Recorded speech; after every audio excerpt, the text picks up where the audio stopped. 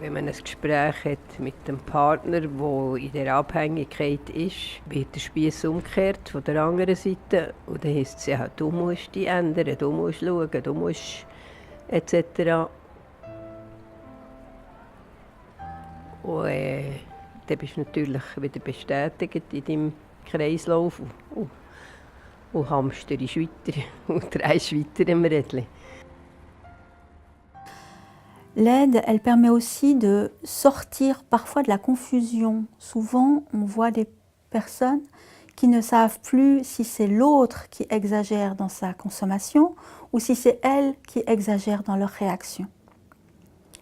Ça permet de refaire le ménage dans sa tête. Les proches devraient prendre de l'aide pour eux, ce qui n'est pas facile au début.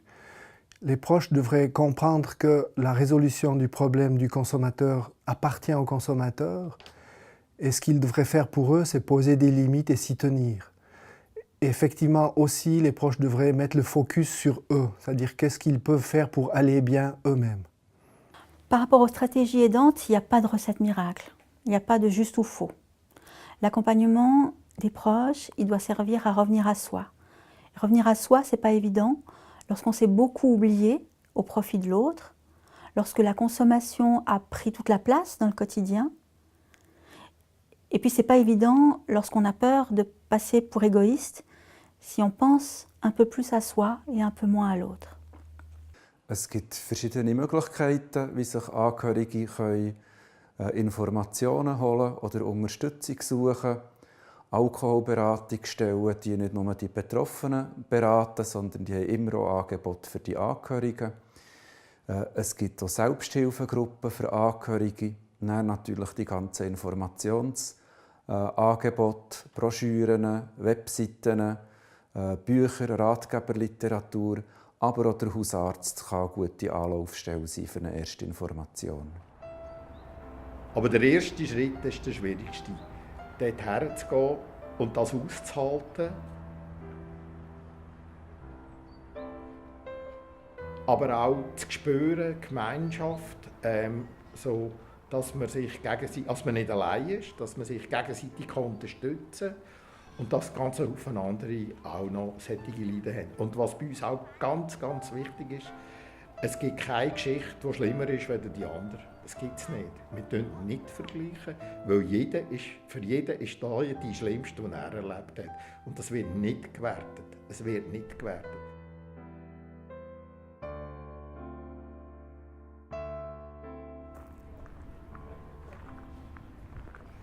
Alors, dans les groupes d'entraide, déjà, il y a une solidarité, une espèce une amitié sincère.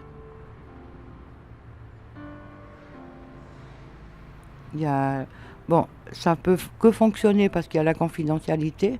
Ça, c'est très important parce qu'on se sent en sécurité aussi, parce que tout ce qu'on dit, ça ne va pas être redistribué à l'extérieur. Donc ça, c'est un premier point très important.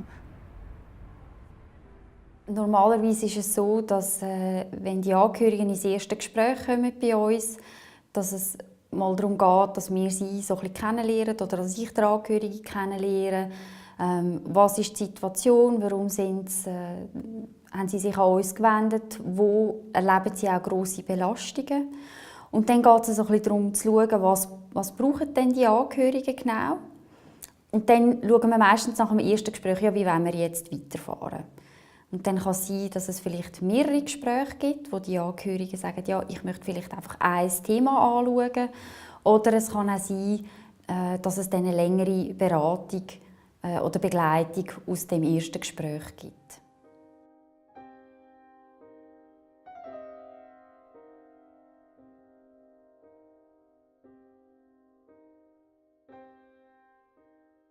Les proches sont des gens courageux, donc j'aimerais leur transmettre qu'il faut continuer à avoir ce courage et essayer de demander de l'aide. Je pense qu'avec l'aide de quelqu'un, il y a une autre manière de voir la réalité, de trouver des solutions qui vont les aider.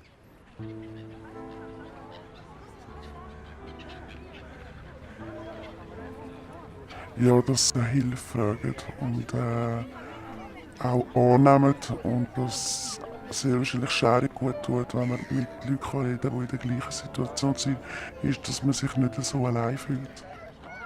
Für mich ist einfach ganz wichtig, dass man etwas für sich tut und dass man das nicht dahin plätschern, weil es ist einfach unmöglich, das allein aufzuarbeiten.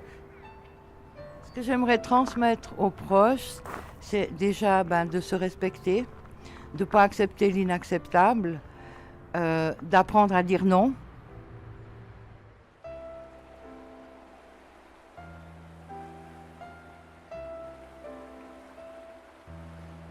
Nous, ou le codépendant, on est impuissant face à la personne qui consomme. Donc, ça ne sert à rien de mettre toute son énergie pour essayer de sauver, d'aider, d'attraper, de rattraper l'autre, mais mettre cette énergie pour soi.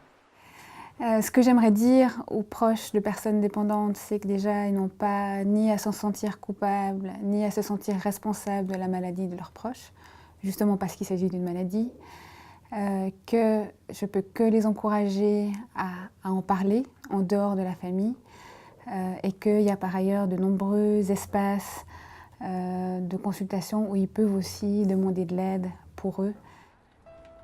Sucht wirklich eine Fachstelle, wo ihr Hilfe bekommt, wo Leute mit diesem Thema an sich befasst haben.